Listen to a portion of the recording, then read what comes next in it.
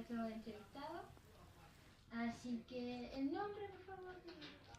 Yo me llamo Pedro Antonio Bastilla Sobarzo, tengo 57 años. Vivo en Purén y soy asistente de la educación.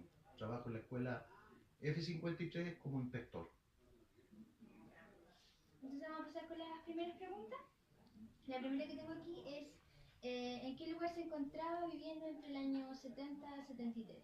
En esa época yo vivía con mis padres en Santiago, tenía aproximadamente 12 años para el golpe de Estado. Yo siempre hago la diferencia. Para mí no es un gobierno militar, ni tampoco es un golpe de Estado, porque los militares dieron un golpe para entablarse en el poder, derrocando a un presidente que había sido elegido constitucionalmente por el pueblo. Entonces es una dictadura.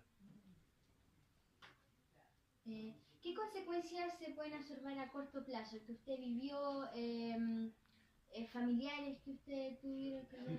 Bueno, una de las consecuencias que impuso este régimen militar, esta dictadura, fue la represión contra el pueblo, haciendo desaparecer gente. El mismo día 11 de septiembre, que siendo niño nunca se me olvidó, fue la sistemática represión que hubo, sacando a los pobladores a las calles, porque se suponía que todas las poblaciones estaban llenas de terroristas, comunistas, socialistas, y había que exterminarlos. Entonces la única forma que hizo ese régimen era allanar las poblaciones, sacaban a los adultos, llamémoslo así, a todos los hombres mayores de 18 años, los ponían en la calle, los acostaban en la calle, y los señores militares pasaban por encima de ellos. Y el que gritaba lo pescaban y lo subían en una camioneta. Pero fue exclusivamente una represión, pero feroz, contra la gente que vivía en Santiago.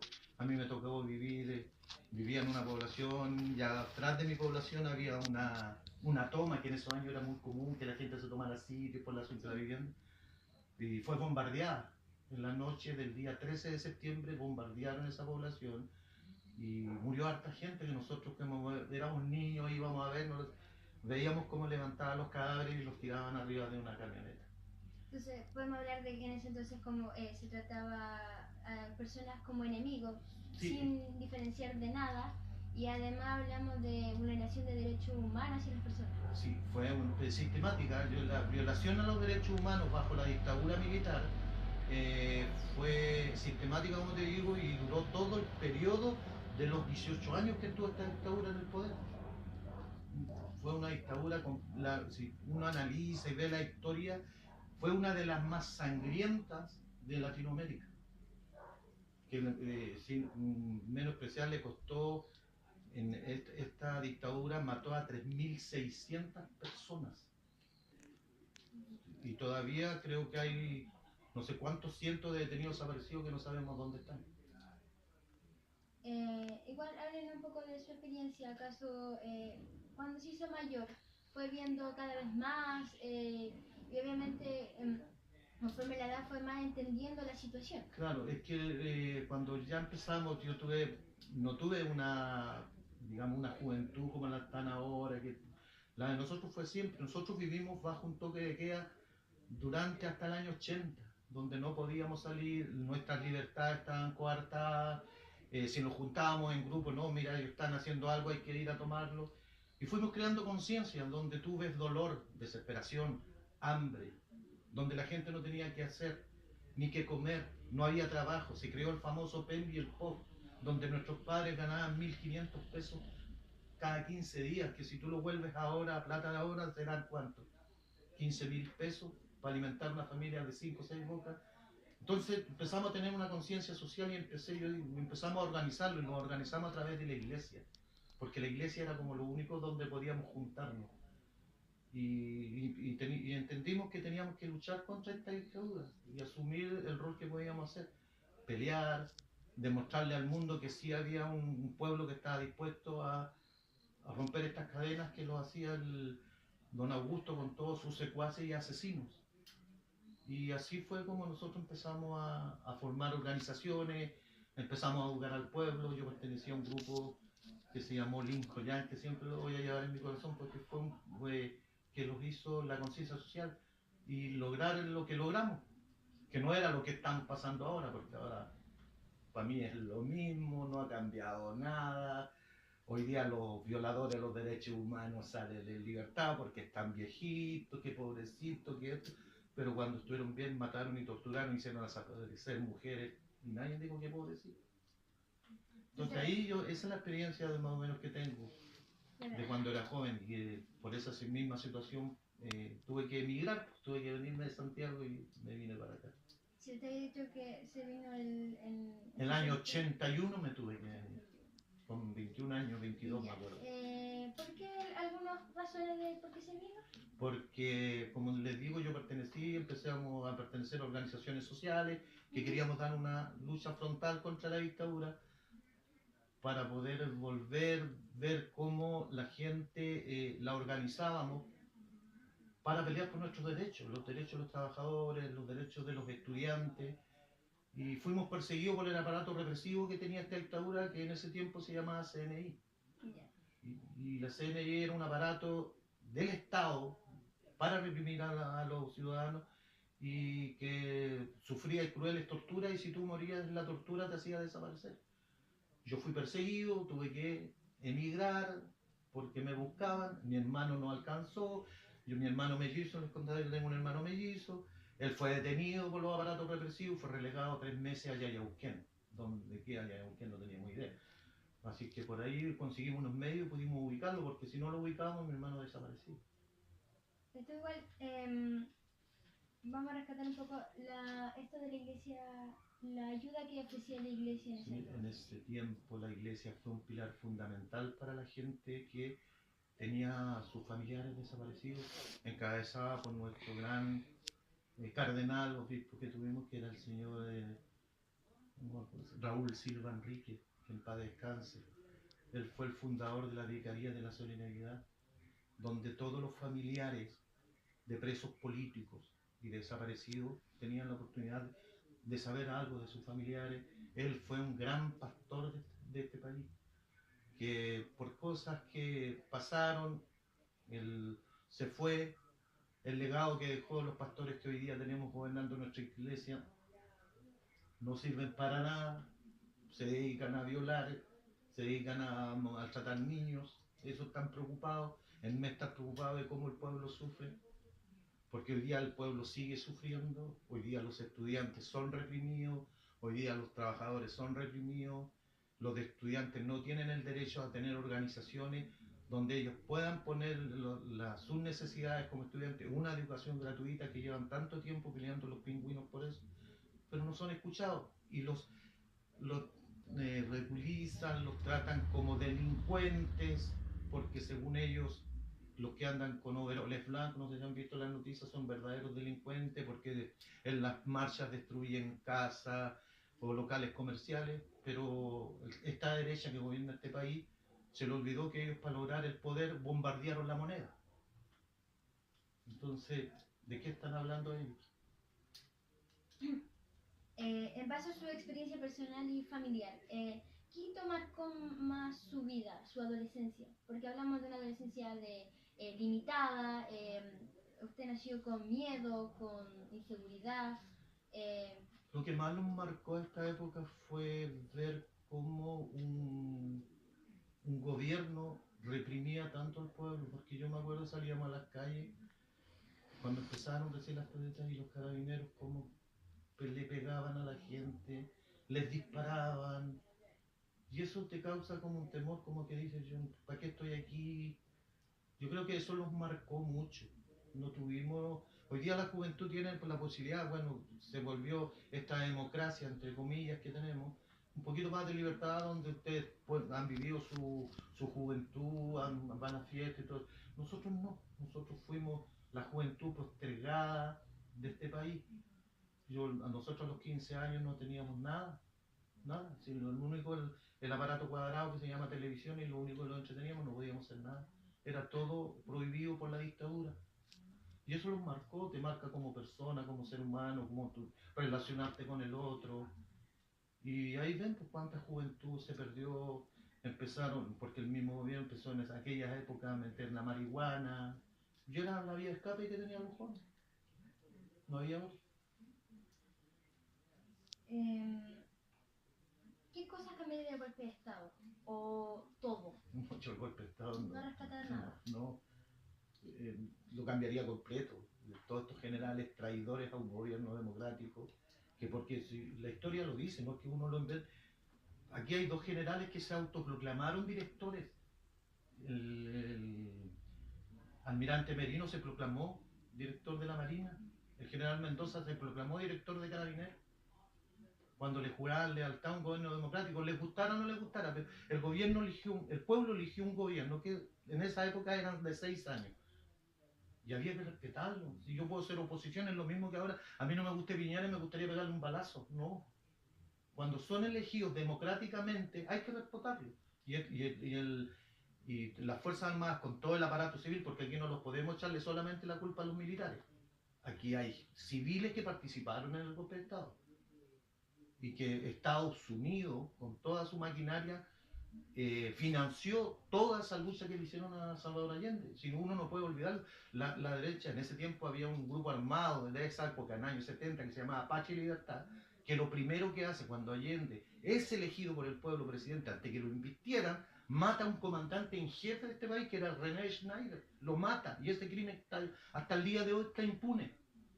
¿Luego de eso no se vio algún cambio en la sociedad? Nada, solamente represión y matanza durante los 18 o 19 años que duró la dictadura. Porque esta dictadura nunca tuvo, cuando hablan que hubo un plebiscito, que aprobamos la Constitución, yo fui a votar a esa famosa Constitución donde te cortaban el carnet y te pegaban una estampilla para marcarte. Y tú, no como ahora, a usted le ha tocado vivir este punto de porque tú puedes ver, los militares están afuera. En ese tiempo, tú entrabas a la urna secreta y el militar estaba afuera con una ametralladora, afuera donde tú estabas votando. Tú ibas con miedo a votar. Y fue aprobada, así fue aprobada esta constitución que hasta el día de hoy los gobierna. Una constitución que la puso una dictadura. Es el único país en el mundo donde un dictador deja una constitución y hasta el día de hoy se respeta esa constitución. Porque estos políticos que hay ahora no la quieren cambiar. Porque no les conviene cambiarla. O porque no quieren, porque así tienen el pueblo más oprimido. Porque ahora, si nosotros vivimos en la 9ª región, hoy día el pueblo mapuche, ustedes tienen que saber cómo los reprimen, y hoy día estamos completamente militarizados aquí, los traen comando no sé cuántos aquí en el territorio mapuche. Así que no les veo ni que haya un cambio, no lo va a hacer. Son los estudiantes, nosotros los más viejos tenemos la esperanza que esta juventud sea una juventud con sentido social, que se dé cuenta de que si no son ellos los que pueden cambiar la historia de este país, no lo va a hacer nadie, porque los políticos que tenemos sentados ahora en el Congreso, no es imposible. Algunas personas opinan que el golpe de Estado fue una manera de controlar a la sociedad, pero quizás estuvo mucho tiempo al mando don Augusto Pinochet. ¿Qué opina con eso? No, porque cuando tú tienes un gobierno democrático, como era Salvador Allende con su gobierno, si tú quieres sacar o estás desacuerdo con las políticas que está haciendo, hay tantas vías para hacerlo. Había una institución que se llama, no me acuerdo en estos momentos, que podía haber decretado que era un gobierno que se estaba saliendo de la Constitución, cosa que nunca pasó, no le pudieron comprobar ni la Cámara de Senadores ni la Cámara de Diputados. Aquí no es que el gobierno o cambiar las cosas, aquí cuando, porque ustedes tienen que tener claro que aquí Salvador Allende era un presidente marxista, socialista marxista. Era su ideología. Y era la única vez en el mundo donde un presidente marxista ganaba democráticamente una elección. Porque los otros países, ya sea como aquí la derecha siempre lo dice, Cuba, Rusia, fueron por vía armada, por revoluciones. Aquí fue el único país donde un presidente marxista llega al poder colocado por el pueblo. Y eso a la derecha le dolió. A Estados Unidos le dio. Al señor Nixon, que era el presidente de esa época, le dolió. Entonces, ¿qué es lo que hay? Hay que derrocar ese gobierno marxista. No es que el país hubiera entrado en caos, porque se habla de que hubo escasez, que la gente hacía colas para comer, que era la culpa de la unidad. Pues no. ¿Quién tenía los medios de producción? Si Allende, los gobiernos de la Unidad Popular jamás tuvo los medios de producción. Si las empresas siguen siendo de los ricos. Porque ¿cómo te explicas tú que el día 11 de septiembre fue el golpe de Estado, no había ni un kilo de azúcar en uno, y al otro día, después del golpe, todos los almacenes llenos? Por arte de magia. O porque el gobierno, no, vamos a entregar, no. Aquí se vio el complot que le hicieron al presidente Allende. Sí, eso fue, y financiado por los norteamericanos, porque ahora si tú te das cuenta, ¿qué pasa en Venezuela? ¿Tú crees que quién está pagando todo eso para la oposición de Venezuela? Lo está pagando Estados Unidos. ¿Por qué? Porque está interesado en sus pozos petroleros. Porque en ese tiempo aquí en Chile, ¿cuál era nuestro? Y que sigue siendo ahora el banco de aquí de Chile. El cobre. Y el cobre estaba en manos extranjeras cuando asumió y Allende lo nacionalizó. Por eso que hoy día podemos decir, oye, el cobre, mira lo que la utilidad que lo dio el cobre. Pero gracias a un presidente socialista que lo nacionalizó, no se lo entregó a los norteamericanos. Y los norteamericanos con su empresa, con la ITT, con todo, no les convenía. Empezaron a crear un clima donde el pueblo se levantara para poder derrocar a Salvador Allende. Por la vía democrática no pudieron, utilizaron a un señor que era un general que se vestía militar, que a todo esto, por último, general Pinochet fue el último general que se ocupó del golpe de Estado. El golpe de Estado lo dio la Marina y la Fuerza Aérea. Pinochet le dijeron, o usted se une o es muerto. Se unió, pero el último día. Y se quedó con el poder, porque no lo olvidemos que él mató generales. El general Bonilla lo mató él porque no pensaba como él. Al general Bachelet lo mató a él. No directamente, pero él es el que mandaba. Entonces todas esas cosas, la dictadura no sirvió. Ninguna dictadura en el mundo puede lograr lo que hacer un país democrático, ninguna. Porque todas se basan por la fuerza. Las dictaduras son así. Si tú no compartes lo que yo estoy diciendo, te mato. Y Pinochet lo llevó. Lo acaba. Sí, si no te digo que en estos momentos, las matanzas más grandes que han pasado digamos, en Sudamérica, pero solamente Sudamérica, es la de Chile. El gobierno de Pinochet mató 3.600, como 3.600 gente detenida desaparecida, mató la dictadura de Augusto Pinochet. Que pueden aparecer más, porque hay niños de 12, 13 y 14 años que fueron asesinados. Yo no sé si esos niños eran, ¿cómo les llamaba él? Como no me acuerdo, tienen un nombre que le daban a los niños y los asesinaban solamente porque pensaban diferente. Eso es lo que es. La dictadura, la de Augusto Pinochet, fue una masacre que se hizo al pueblo chileno. No me hablen de democracia, no me hablen hoy día nosotros los viejos estamos pagando esa consecuencia de que según él cambió el país. Los vamos jubilados con una miseria porque las AFP los roban toda la plata. Y esas AFP, mira que encachado, solamente se la hizo al pueblo porque las Fuerzas Armadas tienen disbreca. Cuando jubilan, todo militar que jubila con su sueldo. Y los trabajadores que le han dado tanto a este país, no, pueden llegar a ganar 500, 600 mil, pero jubilan con 120 mil pesos. Con eso viven. Entonces, ¿de qué estamos hablando? Y ningún gobierno democrático, después que volvió, ha intentado cambiar esto, porque siguen con la misma constitución que hizo el dictador.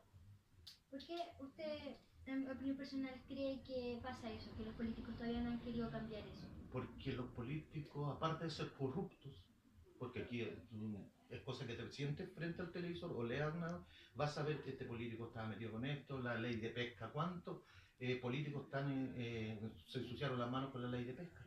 Que las grandes empresas financieras, ¿cómo puedes entender tú que la mitad de todo el mar chileno pertenezca a 7 familias en este país? A 7, que son las más poderosas. Y el pescador artesanal, ese pescador que sale con una red para poderle dar alimento a su hijo, no puede, porque todas las empresas que son de pesca de arrastre se llevan todos los recursos, los quitan nuestros recursos. Y al pobre pescador artesanal, ¿qué le dejan? ¿Y quién hacen esas leyes? Los señores que están en el Congreso. Y esos señores que están en el Congreso les interesa más su bolsillo, les interesa pasarlo bien, les interesa ganar plata, pero no les interesa solucionar los problemas reales que tiene esta sociedad o que tiene el pueblo. No les interesa. Por eso que ahora la juventud tiene que tener un cambio de mente, sobre todo los profesionales. Y como decía Salvador Allende, los jóvenes profesionales son las herramientas que tiene el pueblo para cambiar esta sociedad. Pero si no están comprometidos con su pueblo, imposible, no lo van a hacer. Y menos ahora, como digo, en esta democracia que tenemos. Hablemos un poco sobre cuando se retorna a la democracia con el Silen, ¿no? Sí. Cuando sale don Elwin, ¿y cómo se vivió eso? Bueno, en ese tiempo nosotros, todos los que veníamos viendo esta lucha sangrienta que había hecho la dictadura contra el pueblo, era como una salida. Oye, votemos por el no, le creímos de nuevo a esos políticos que hoy día que se iba a volver a la democracia, que íbamos a estar bien, pero lo más importante era sacar la dictadura. ¿Y cómo sacábamos la dictadura? Votando por el no. Y aquí se vio. Se votó por el no, pensábamos que las cosas iban a cambiar, que ahora sí se iba a legislar, que ahora sí el pueblo iba a tener una oportunidad de crecer. Y no fue así. No fue así. A ver que cuando fueron todos estos familiares los detenidos desaparecidos, porque eso, todo, seguramente alguien te dice, oye, mira, lo único que habló fue de los presos políticos, lo único que habló de la dictadura, pero no hay un pueblo, ningún pueblo se reconcilia si primero no sabe dónde están sus muertos. Y para poder esto, es primero justicia y verdad. ¿Y qué es lo que dijo don Patricio Elwin? Vamos a hacer justicia en la medida de lo posible. Nunca tuvo interés de hacerlo. Ricardo Lagos nunca tuvo interés de hacerlo siendo presidente socialista. Eduardo Frei menos, la señora Bachelet menos. Incluso en el gobierno de Bachelet se firmaron los recursos para que estos asesinos que hoy día están saliendo de las cárceles de Punta Peuco vayan a morir a sus casas.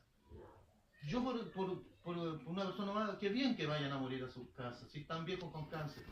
Pero ¿por qué también no le dieron la oportunidad a estos asesinos a los otros que fueran a morir, o que les den la oportunidad, el ejército sobre todo, que tiene información, de decirles dónde están los restos de a lo mejor un huesito de una persona, para que esa familia vaya a darle una digna sepultura?